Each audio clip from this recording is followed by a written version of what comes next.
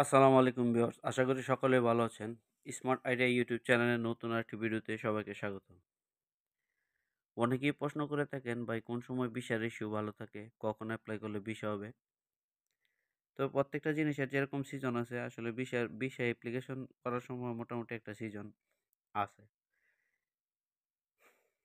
কারণ একটা নির্দিষ্ট সময় যখন আপনি অ্যাপ্লিকেশন করবেন তখন ভিসা হওয়ার চান্স অনেক বেশি থাকে। কারণ আপনারা অনেকেই অবগত আছেন যে ইউরোপ কান্ট্রিতে ২ টা সিজনই সবচেয়ে বেশি। একটা হচ্ছে সামার আর একটা হচ্ছে উইন্টার। তো সামার আর উইন্টারের মধ্যে অনেক ফারাক আছে, অনেক তফাৎ আছে। সামারের সময় সমগ্র ইউরোপ জুড়ে আপনার কাজের পরিধি অনেক বেশি থাকে, অনেক বিস্তৃত থাকে। সব ধরনের কাজ চলমান থাকে। আর উইন্টারে অপেক্ষাকৃত অনেক কাজের পরিমাণ, কাজের চাহিদা অনেক কম থাকে। কারণ উইন্টারের সময় আসলে আপনার অনেক কাজের পরিধি কমে যায়। কারণ অনেক সেক্টর আছে যেগুলো বন্ধ হয়ে যায়। যেমন কৃষি রিলেটেড যে কাজগুলো আছে, উইন্টার আসলে যখন আপনার বরফ পড়ে তখন অনেকটা এই কাজগুলো বন্ধ হয়ে যায়। আবার হোটেল রেস্টুরেন্টের যে কাজগুলো আছে এগুলো উইন্টার আসলে তখন আপনার যারা টুরিস্ট আছে আস্তে আস্তে বন্ধ হয়ে যায়, আস্তে আস্তে কমে যায়। তখন যে টুরিস্ট রিলেটেড টুরিস্ট রিলেটেড এলাকার যে হোটেল রিসোর্টগুলো বা হোটেল রেস্টুরেন্টগুলো আছে এগুলো বন্ধ হয়ে যায়। তো এখন প্রশ্ন হচ্ছে যে আপনি কোন সময় অ্যাপ্লিকেশন করলে ভিসার রেশিও সবচেয়ে ভালো থাকবে? সেটা হচ্ছে যদি ধরে নেন তাহলে উইন্টার হচ্ছে অফ সিজন ইউরোপের জন্য আর সামার হচ্ছে সিজন। যদি সামার আপনার সামারকে লক্ষ্য করে যদি আপনি টার্গেট করেন, তাইলে আপনার দেখা গেছে উইন্টার থাকা অবস্থায় আপনার ফাইল সাবমিট করা লাগবে। অর্থাৎ ডিসেম্বর, ডিসেম্বর, জানুয়ারির মধ্যে যদি ফাইল আপনি সাবমিট করেন, দেখা গেছে যে আপনার ফাইল প্রসেসিং করতে, করতে ইউরোপে সামার শুরু হয়ে যাবে। তখন আপনার ভিসা হওয়ার চান্স অনেক, অনেক গুণে বেড়ে যাবে। কারণ আপনারা অনেকে অবগত আছেন যে আসলে কোন সময় কাজের চাহিদা কীরকম থাকে। তবে কিছু, কিছু কাজ আছে সারা বছরই চাহিদা থাকে। ওই ধরনের কাজে অ্যাপ্লিকেশন করলে সবসময় ভিসা হওয়ার চান্স থাকে। তবে এই ধরনের কাজের ভিতরে সবচেয়ে যেটা কাজ কনস্ট্রাকশন রিলেটেড কাজ। কনস্ট্রাকশন রিলেটেড কাজের মধ্যে আবার বিভিন্ন ভেদাভেদ আছে। রঙের কাজ আছে, প্লাম্বারের কাজ আছে। তারপরে আপনার ওয়েল্ডিং এর কাজ আছে, কার্পেন্টারের কাজ আছে। তারপরে আপনার তো মোটামুটি আপনার কনস্ট্রাকশন রিলেটেড অর্থাৎ যে বিল্ডিং তৈরির যে কাজগুলো আছে, এই কাজগুলো মোটামুটি সারা বছরই হয়ে থাকে। তবে উইন্টারের সময় আর সিজন নাই, এটা সিজন আর অফ সিজন নাই, সবসময় এটা কম বেশি কাজ চলমান থাকে।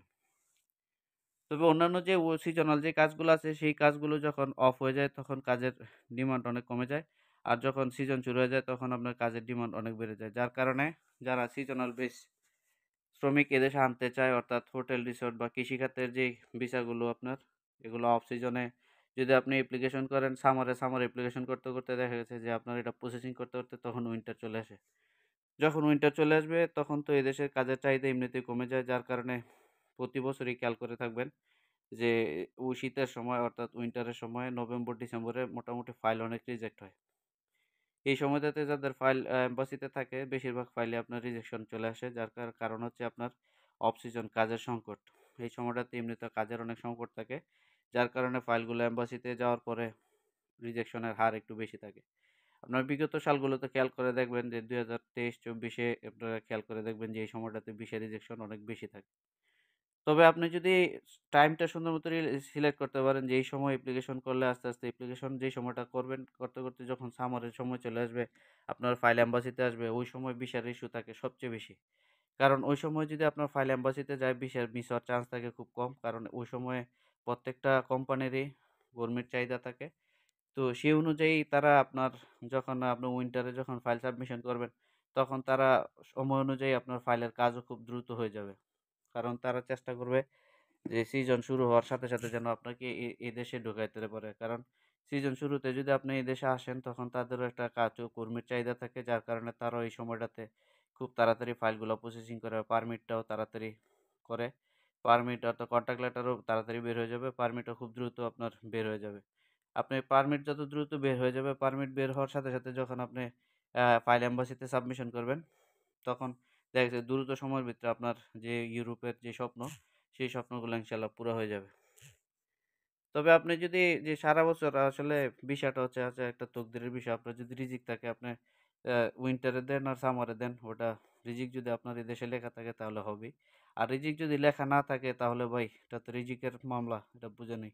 কারণ রিজিক যদি থাকে আপনার যেকোনোভাবে আল্লাহ এদেশে যদি রিজিক লিখে থাকে হয়ে যাবে। আর সামার আর উইন্টার নাই। তবে আমি বলছি সংখ্যাগরিষ্ঠতার কথা। কারণ সামারে তো ভিসার রেশিও অনেক হাই থাকে। মোটামুটি 90 থেকে 95% পর্যন্ত রেশিও থাকে। কিন্তু উইন্টারের সময় এটা একটু কমে যায়। কারণ ভিসা রিফিউজের পরিমাণ বেড়ে যায় তখন।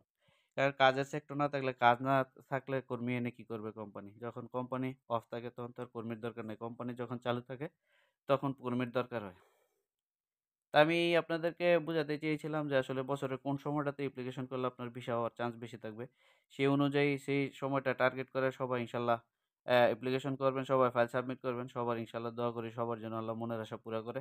সবার ইউরোপ স্বপ্ন যেন পুরা হয়। তো আজকের মতো ভিডিওটা এখানেই।